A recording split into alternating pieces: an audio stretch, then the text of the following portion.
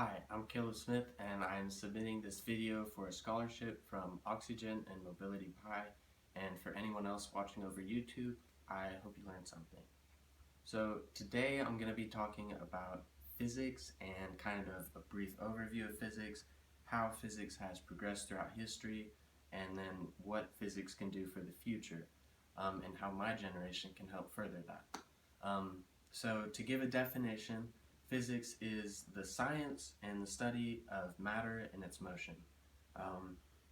Matter is a solid, a liquid, a gas, a plasma. Plasma is like the sun out in space, and anything that we can touch, anything that has mass, anything that takes up space, that's what physics studies.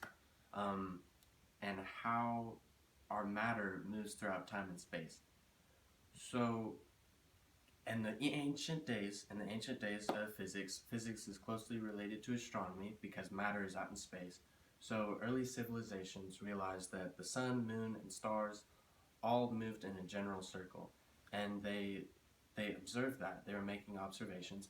They didn't know exactly why. So trying to explain it, they said that their gods, their hundreds or thousands of gods, controlled everything each time that it happened, and that everything could change randomly. They didn't know.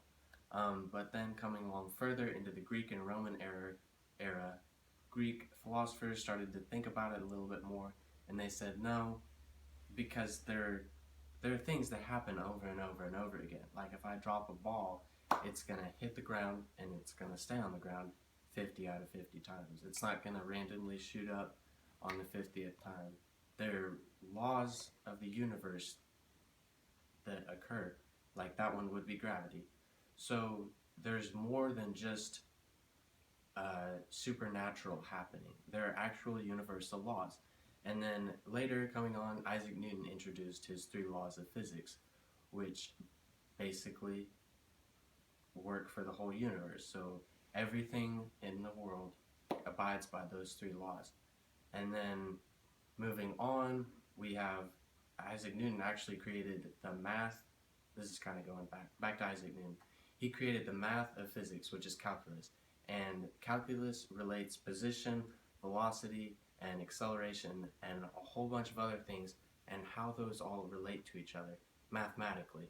So if you have enough measurements and you have an equation that's been created by a physicist, you can use that to predict what's going to happen, because the laws that are in place in the universe happen over and over and over again. So we can plug those into our equations and then figure out what's going to happen based on what we know has already happened and has happened since the beginning of the world. So we use that and we apply it to our modern day physics, which allows us to create machines that are more efficient, that use less valuable materials, they use less energy, and we can explore more and more. We could explore deeper down into the ocean, and then we can go farther and farther out into space, and we can find the next new frontier, because humans are always wanting to explore, and they're always wanting to achieve something new, get to a new place, and to colonize, to inhabit. And we can use our efficient machines that we've made through physics, and we can go out into space, into Mars, and even start to colonize Mars.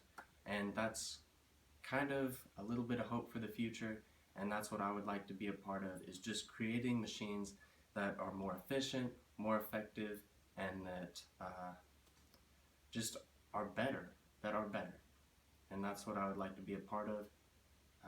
Thank you for watching, and I hope that you will seriously look at me as a candidate for your scholarship. Thank you.